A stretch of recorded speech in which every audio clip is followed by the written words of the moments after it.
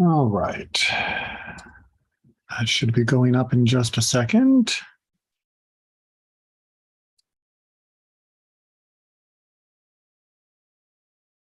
All right. Oh, but don't need to hear myself.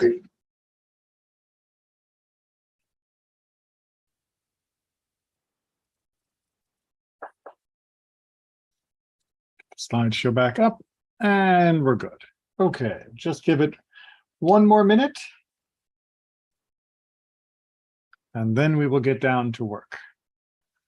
Hope everybody has continued their studying and experiences over the last month during my absence, and looking forward to what we can learn for the remainder of this course for this year. Absolutely, that's what we're doing. Thank you.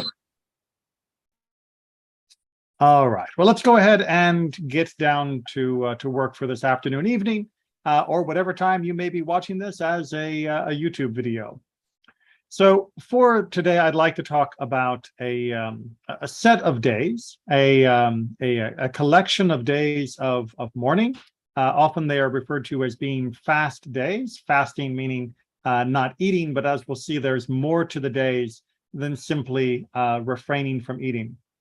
These days of mourning stretch across the entire year, but there is a concentration and an intensification during the summer months, in particular leading up to the chief day, which is known as Tisha B'Av, the 9th day of Av. But let's go ahead and look at the collection as a whole, because there is a linkage among all of them, and that's important for understanding. So we can begin chronologically with the 10th of Tevet, also known as Asara B'Tevet, and this is usually in the Gregorian months of December or January, and this day is held in commemoration of the siege of Jerusalem by the Babylonians in 586 BCE. That is to say, this is the day when we commemorate specifically the surrounding of the city of Jerusalem by the Babylonians, hoping to bring us to capitulation. Obviously, we didn't surrender, and eventually we were destroyed, but that is the historical event that was commemorated on this day. Following that, in the cycle of time, we get to the 17th of Tammuz, this year held on July 17th, also known as Shiva Asar B'Tammuz. Usually it falls in either June or July, and this is in commemoration of the next stage of that assault, which was the breach of Jerusalem's walls. That is to say, when the walls themselves were broken and the Babylonian armies entered the city itself. This is not the end of the fighting, as we'll see, but it does escalate the tragedy from that point onward. Now, this day is not only a commemoration of that particular catastrophe in our fight with the Babylonians, it is also in commemoration, according to our tradition, of the date when the first tablets were brought down from Mount Sinai and were then broken at the foot of the mountain. It is also the day, according to our tradition, when the Seleucids, the enemy that is found in the story of the Maccabees for the holiday of Hanukkah, first burnt a Torah scroll, and it's also the day when they erected the idol in the Temple of Jerusalem. And so, as such, it is full of additional mournful moments from our history. Now, both of these days are what are known as daylight fasts or daytime fasts, meaning that the fasting, the limitations that we're going to talk about later on, only are in effect between dawn and the end of the day, which is Seit Kochavim, the coming out of the stars at night.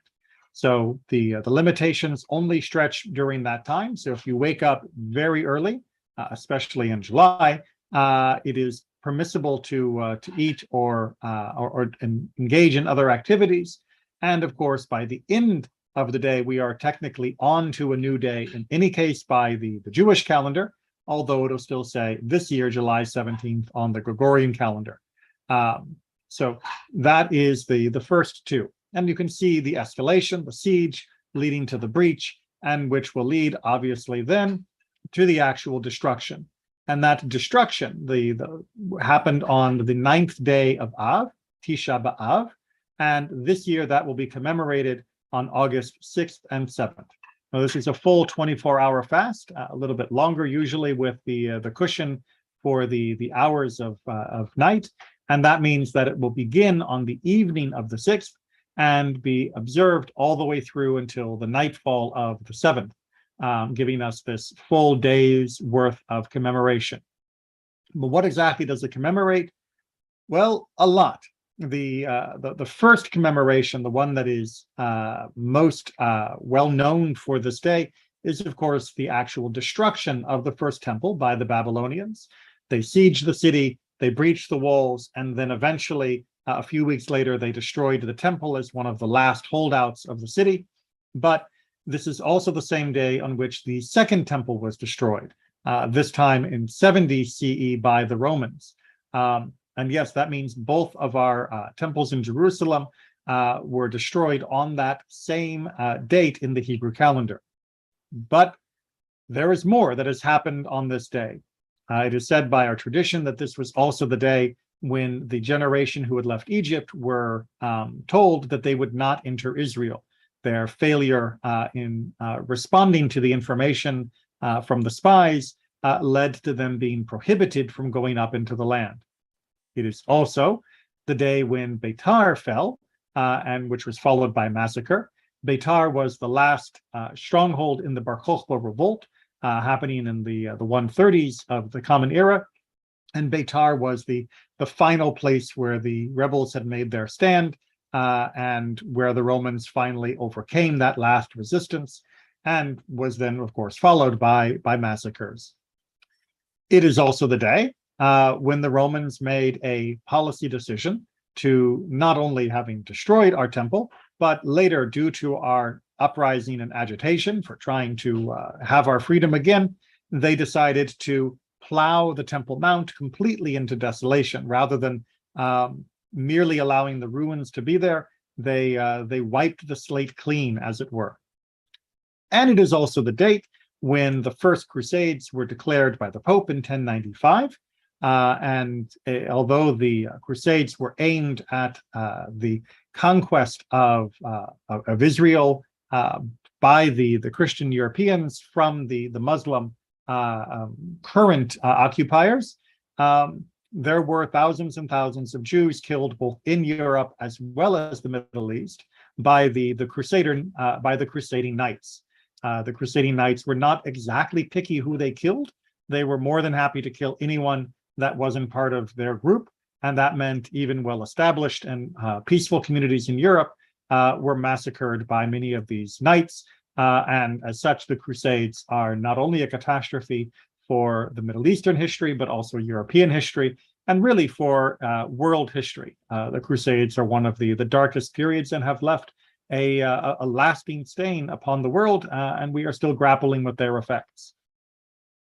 On a smaller scale, but still tragic, in 1290, this is the day when the Jews were expelled from England.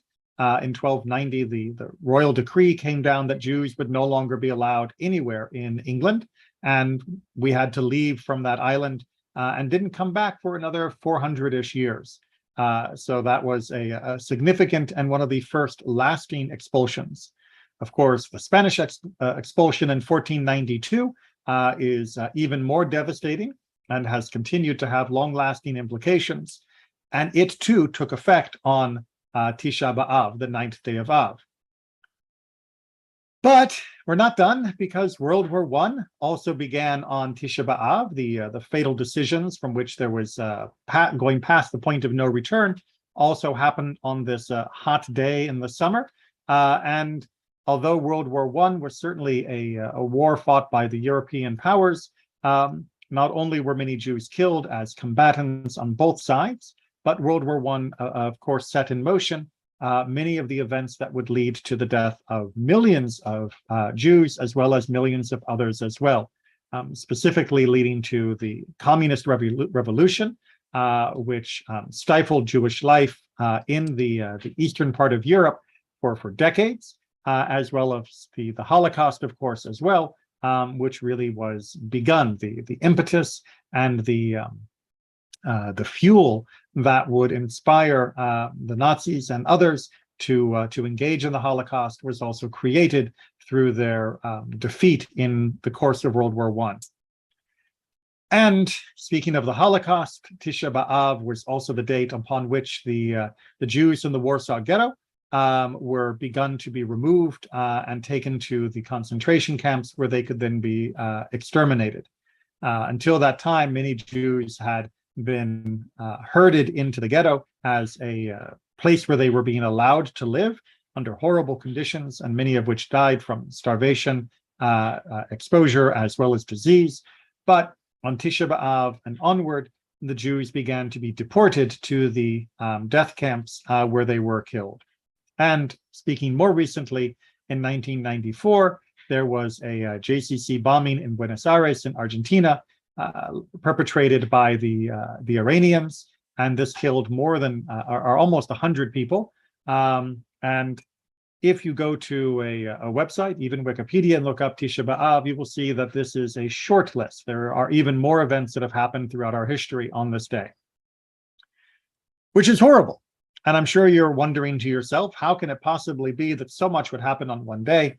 How can we even feel more than just numb despair that it happened on one day? Is this a sign of just great cruelty by God that all of these destructions would be stacked on the same day?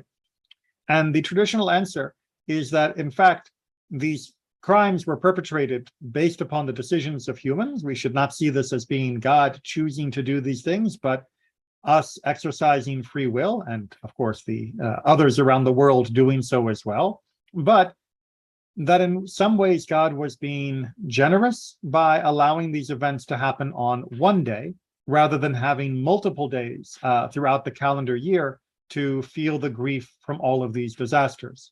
By having them be concentrated on one day, we would have only one day of deepest despair, and the rest of the calendar would be mostly free for engaging in life and indeed finding moments of joy. By bundling the catastrophes, it doesn't only deepen our grief, but it concentrates it and prevents it from contaminating the rest of the calendar and the rest of our lives. But we do have one more day in the cycle that needs to be mentioned, and this is the 3rd of Tishrei, known as Tzom Gedalia, the fast of Gedalia, the first one that's named for a person rather than for a date. And this is in September and October. Specifically, it is the day after Rosh Hashanah, and that is because this day is when Gedalia was assassinated by Jews. Yes, the other 3 were perpetrated primarily by non-Jewish invaders and empires. This we did very much to ourselves. Jewish terrorists murdered Gedalia, who had been appointed by the Babylonians to be the governor of the area after the destruction of Jerusalem had already taken place. And when they murdered Gedalia, the Babylonians decided that our occupation was going to be an exile of greater intensity, rather than allowing a semi-autonomous puppet state under Jewish control to remain in charge of the lands the Babylonians had just conquered. With the death of Gedalia, they removed the vast majority of our people off to Babylon and stripped us of all of our autonomy and deepened our exile, which of course was not fully restored until 70 years later when we were allowed to return. And thus Tzom Gedalia is a day when we truly lament the acts of extremists and terrorists within our own people, often exacerbating the problems that have already been perpetrated by outsiders. Now, Tzom Gedalia is what is called, again, a daylight fast, meaning that it is only during those daylight hours. Any questions on these general outline? We're going to go into depth of how we observe and why we observe and the emotions and spirit about all of this, but everyone got the basic calendar and the events which they commemorate clear. All right, so let's just move then to how do we know about these dates and what do we feel about them? Well, we hear about all of these dates biblically, This is not a late rabbinic declaration. This is something that was already found within the prophecy of Zechariah. And you can see the quote here from Zechariah 8, the fast of the 4th, the fast of the 5th, the fast of the 7th, and the fast of the 10th. What does that mean? Well, the fast of the 4th, as we hear in the Talmud, this is the 9th of Tammuz, on which the city was breached. As it says in Jeremiah, on the 9th day of the 4th month, the famine was so severe in the city that there was no food for the people of the land. Then a breach was made in the city. The fast of the 5th, this is the 9th of Av, on which our house of God was burned. The fast of the 7th, this is the 3rd of Tishrei, on which Gedaliah was killed. This teaches you that the death of the righteous is given equal weight as the burning of the house of God. And the fast of the 10th, this is the 10th of Tevet, on which the king of Babylon laid siege to Jerusalem. As it says, the word of the Lord came to me in the 9th year, in the 10th month, on the 10th day of the month. Son of man, write down the name of this day, this very day. The king of Babylon has laid siege to Jerusalem this very day. Ezekiel, of course, watching the events from a distance. So the Talmud explains that the words of Zechariah are outlining the months in which these different events took place. And of course, those dates, as we can see from the different texts, are the dates that we commemorate them on. Now, there is an additional commemoration period, which is not a single day, and that is the commemoration period between the 17th of Tammuz and the 9th day of Av. And I just realized, I'm not sure if I made that very clear. I don't know if I said it out loud. My brain is trying to do a rewind. But if I didn't say it clearly, the 17th of Tammuz is coming up very soon on July 17th, which means that our 3-week period between it and Tisha B'Av is about to begin. So let's go back down and talk about that 3-week period between the 17th of Tammuz and the 19th of Av.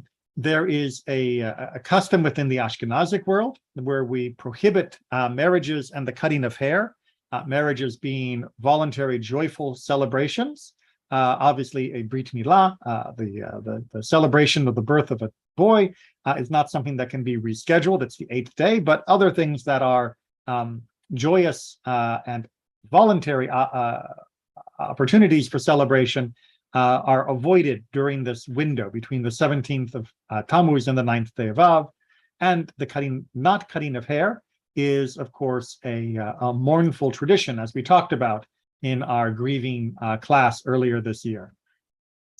Now, from Rosh Chodesh Av until Tisha B'Av, that is from the first day of the month of Av until Tisha B'Av, so 9 days itself. In addition to not having weddings and not cutting our hair, we also have the custom to not wear freshly pressed clothes. This is not the time to get your dry cleaning done. It wasn't the time to do laundry either. When in those days, laundry was something that was a rare activity, and of course, people would feel great about the laundry, but we limit it during this time. No bathing for pleasure, although hygiene is fine, and many people do not eat meat, although that is lifted on Shabbat, and most do allow the eating of meat on Shabbat. Meat, I will remind you, has always been considered an essential element in a joyous time, and it was looked forward to with great happiness because meat was not eaten with regularity by most of our ancestors for most of history. Meat was always a luxury item, reserved usually for holidays and special times. Obviously, then between Rosh Chodesh Av and Tisha B'Av would be not the time to be smacking our lips and looking forward to our meat, but should be saved for a less somber and sad occasion. On the days themselves, either during the daylight or for the evening, what are the actual restrictions? Well, no eating, obviously. That's sort of the most famous and iconic restriction on a fast day. No drinking as well. This is something that can feel difficult, especially during the summer fasts when the daytime is much longer and the temperature, especially here in Florida, is much higher. But if a person properly hydrates the day before, drinking lots of water, I can assure you that this is not a problem. For both of these, if there is any medical reason why you need to eat or drink, absolutely one should eat and drink. Indeed, talk with your doctor, make sure that it is safe for you to eat and drink if there is any doubt at all. You are not earning extra points by needlessly endangering your health by avoiding eating and drinking if your doctor believes that's unhealthy. Our first job is to keep ourselves healthy and alive. And if there is any reason to doubt that, please talk with your physician and follow his or her advice regarding eating and drinking on these days. But if your health is fine and your doctor says it's okay, then yes, we avoid all eating and all drinking for either the daylight hours or for the entire time from nightfall to nightfall for Tisha B'Av. We also do not wear leather shoes. That means any leather in them at all. This is because leather shoes were considered to be a sign of pride or arrogance. And as such, we wanted to feel humble on these days. We wanted to feel not only contrition, but also sadness. And so we deliberately wear things that are not as either pleasing or arrogant or prideful. We also do not go to bathe or wash for pleasure. So this is not the time to hang out in your jacuzzi or swimming pool, not the time to go and play at the beach, not the time to luxuriate in a beautiful spa shower. If you need to wash for hygiene, that is perfectly fine, but it should only be for hygiene or for ritual purity reasons if those are necessary. Also, we do not anoint for pleasure. That is the adding of oils or other types of things in the modern world. This would also be like not wearing perfumes. Again, unless there is a specific hygiene or medicinal reasons. Although not many people would consider it anointing. If you had a question about using hand sanitizer, obviously we still use that even on these days. And most of us don't consider that anointing in the first place, as it is not a pleasant activity at all. And marital relations, that is to say, intimacy between spouses, is also off limits during these times. That is to say, on the days themselves, during the 4 days that were listed at the beginning. Yes, question. Rabbi, what date is that? What day does that begins?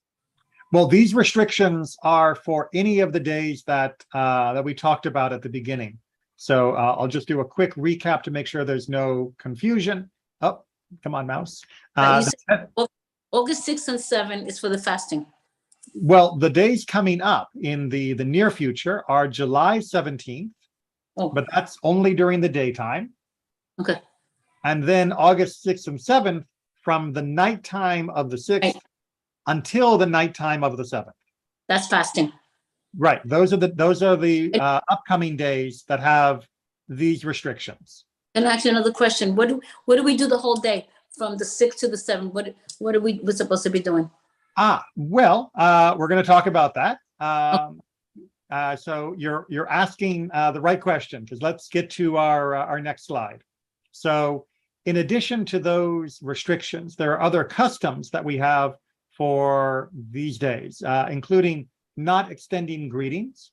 In particular, this is a very good point of being mindful in general, but on these days when all of us are sad, a greeting is supposed to be inquiring after how someone is doing. You know, how are you doing?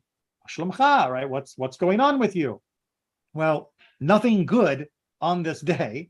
So asking is only rubbing salt in the wound of the day. So we can acknowledge that other people are there, but we don't extend our usual hi, how you doing, good morning kind of greetings. It is also customary to sit on the floor. This is again taken from our morning practices. Some people will do this all day. Others will only do it during the services, because we do have services on these days. Now, on the other 3 days, the days not Tisha B'Av, most people will go about their daily work, their daily business, after having gone to the morning service and then attending the afternoon service. But on Tisha B'Av, where we have both evening, morning, and afternoon services, much of the day can be taken up with those services. But on all of these days, there is no prohibition on work. This is not Shabbat. This is not Rosh Hashanah, Yom Kippur, Sukkot, Pesach, or Shavuot. These are days where work is permitted.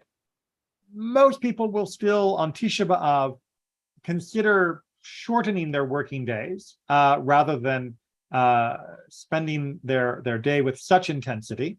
But it is possible and permissible for a person to work if necessary. We also avoid our regular studying on Tisha B'Av in particular, because studying is joyful. Instead, we read from the more somber portions of the Tanakh, the book of Job, the passages from Jeremiah, which are of warning to us. And of course, Eicha, the book of Lamentations, is read officially on Tisha B'Av evening and Tisha B'Av morning. So that is an important activity. It is also on Tisha B'Av our practice not to wear tefillin or talit gadol, that is to say, the big talit, during the morning service. And I can tell you that not wearing tefillin and the talit during those morning services is one of the most stark reminders, more than not eating, more than all the other restrictions, standing up to daven without the usual adornment, the usual strengthening garments that we have from our faith, makes you feel almost naked, makes you feel stripped before history and tragedy. And so we don't wear them. But in order to still be able to fulfill the mitzvah, at least once during that day, we do wear them during the afternoon service when we have mincha.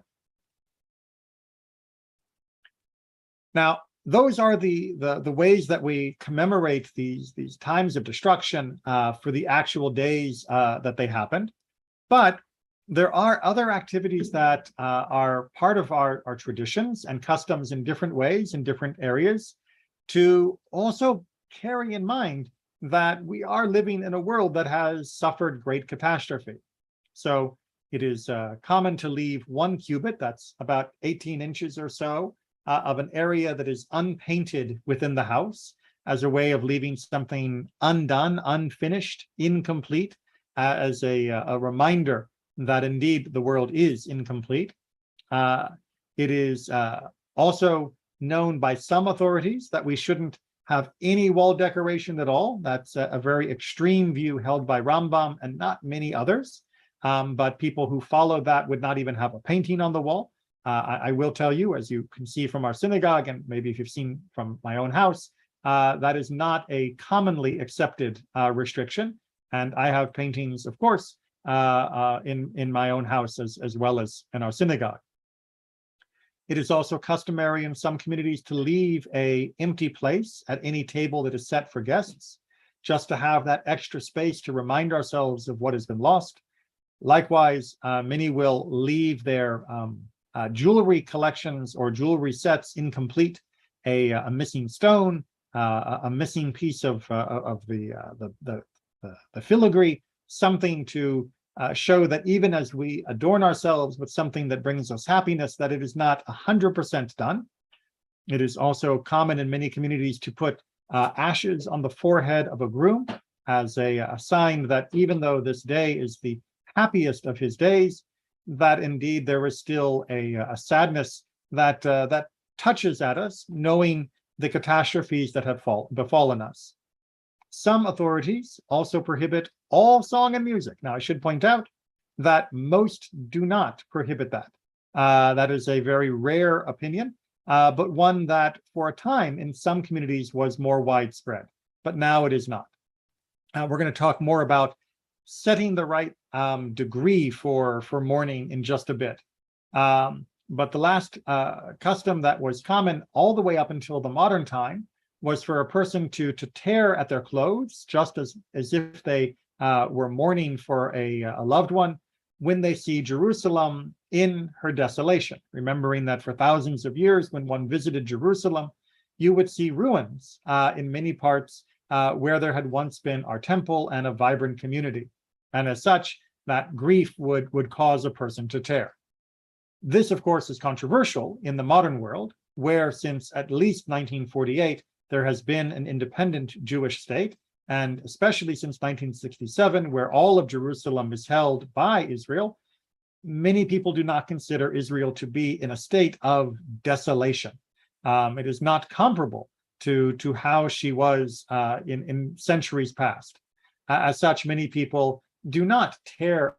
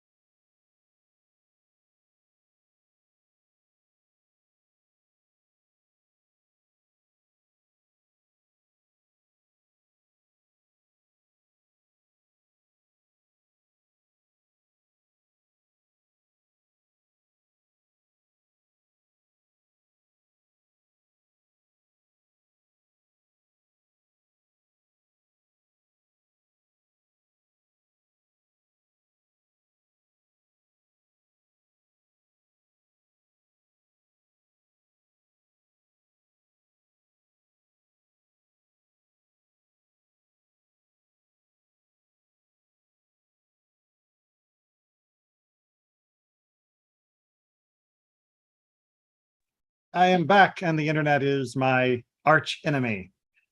Worse than the Romans. Okay, so hopefully everyone is still there. I apologize for my shoddy connection, but let's go ahead and try and finish up before it falls again.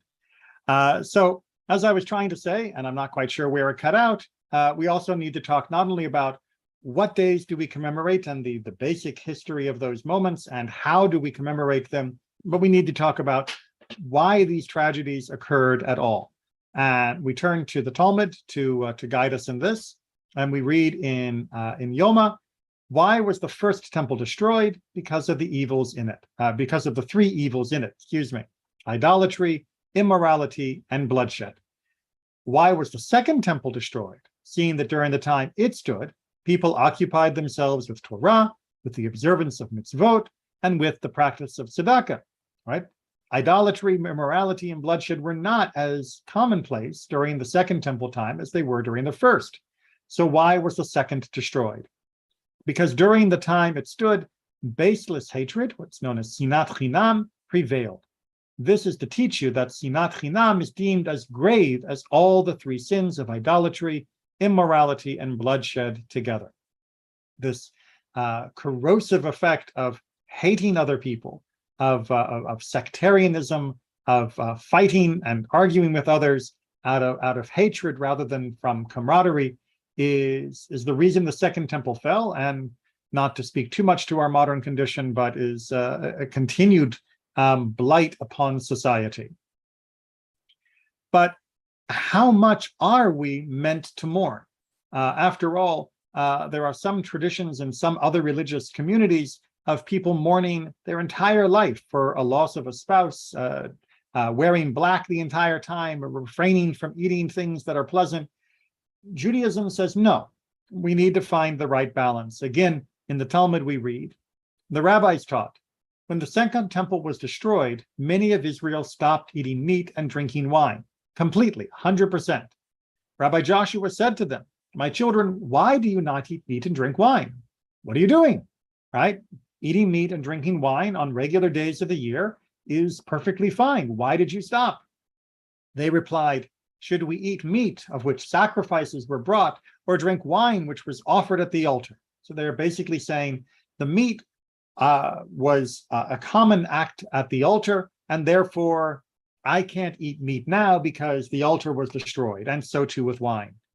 Rabbi Joshua responds to them, if so, let us not eat bread, as the meal offering is also gone, right? So you're not going to eat meat and wine because they had their place at the altar, then I guess you're not going to eat bread too?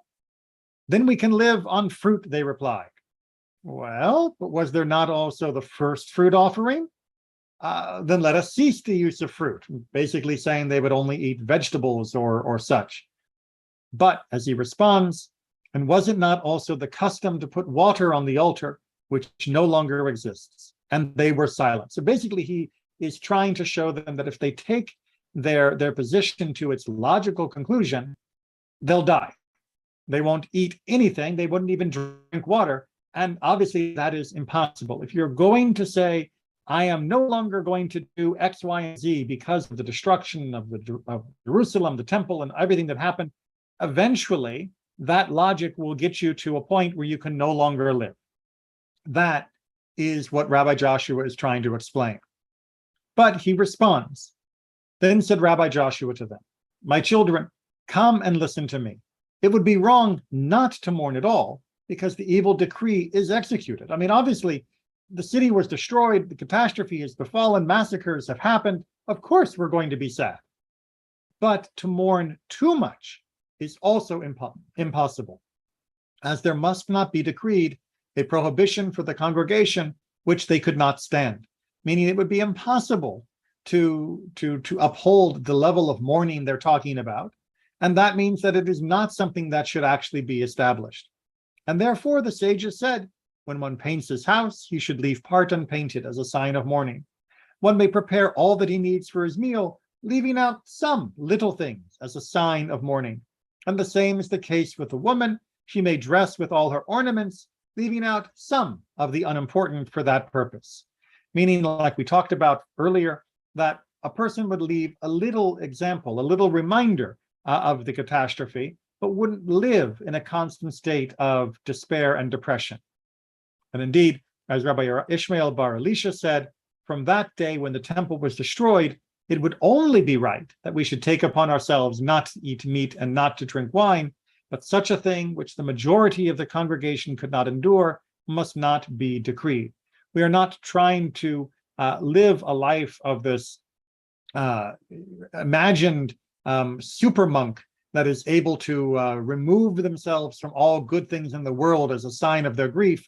That is simply impossible for the majority of the community.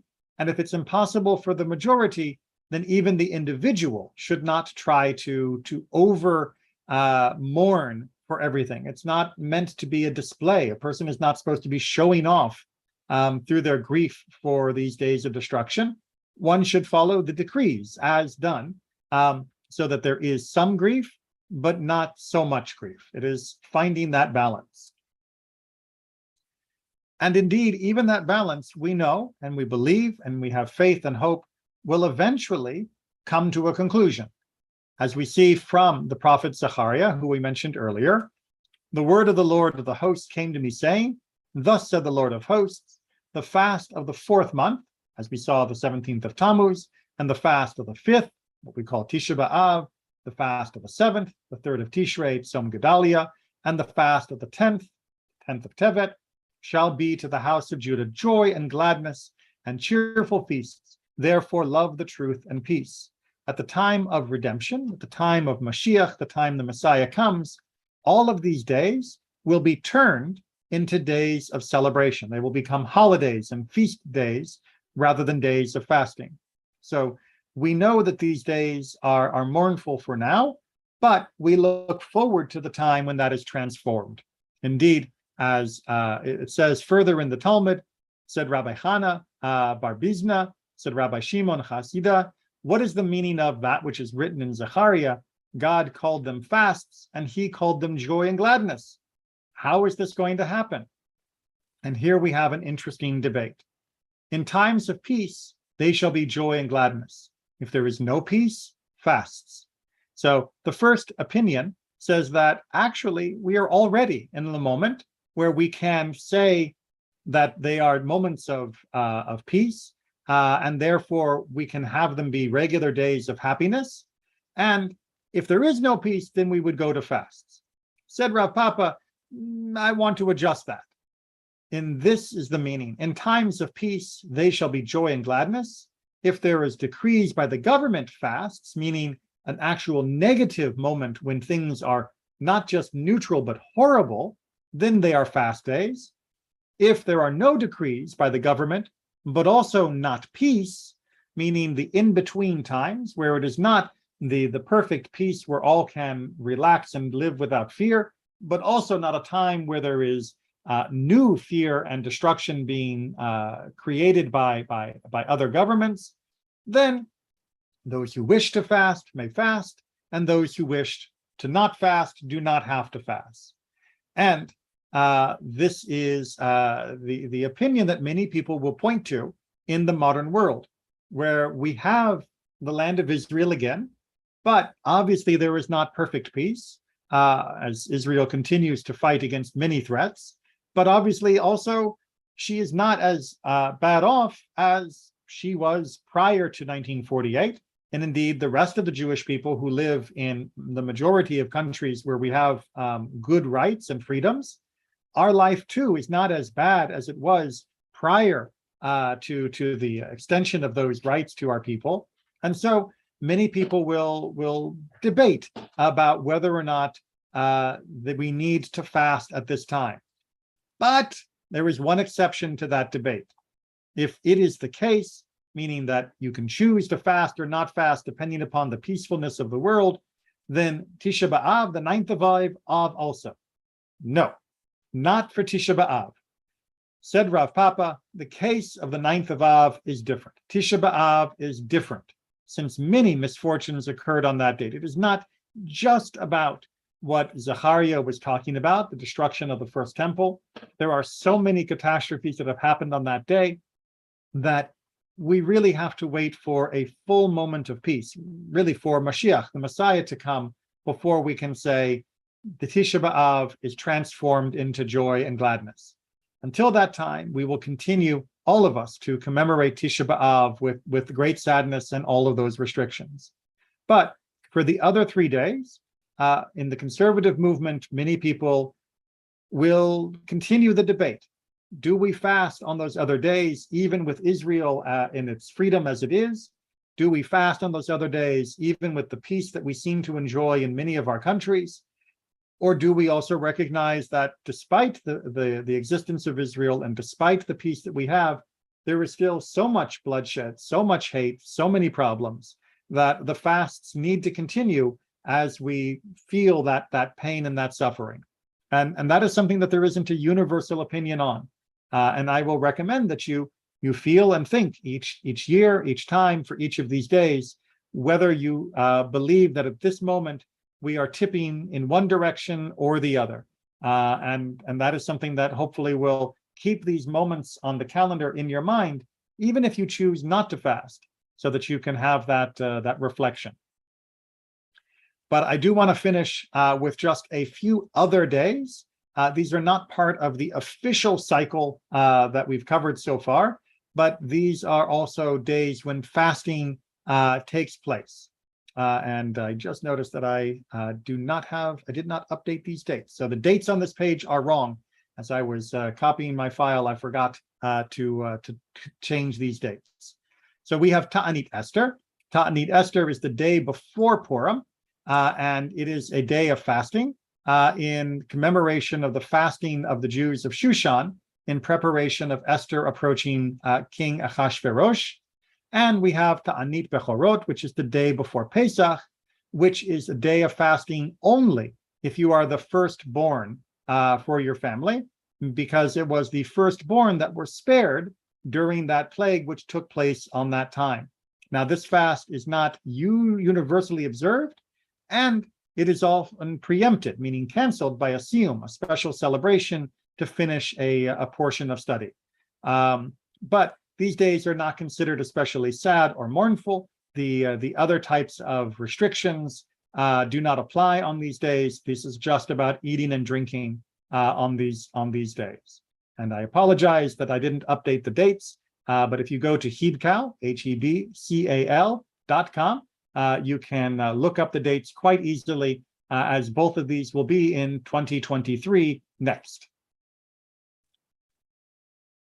All right, and that finishes us for tonight. Does anyone have any final questions or comments they would like to share? I'm good. Thank you. Let me just stop the sharing so I can pull up the YouTube stream and double check if there are any questions there. And someone I believe was trying to ask about praying or davening on the days we fast, and indeed there are some changes to our fast liturgy, and that is something that you will find in the Siddur to give you guidance on that. Thank you, Rabbi. All right, good night everyone, and be well. Thank Thank you. you.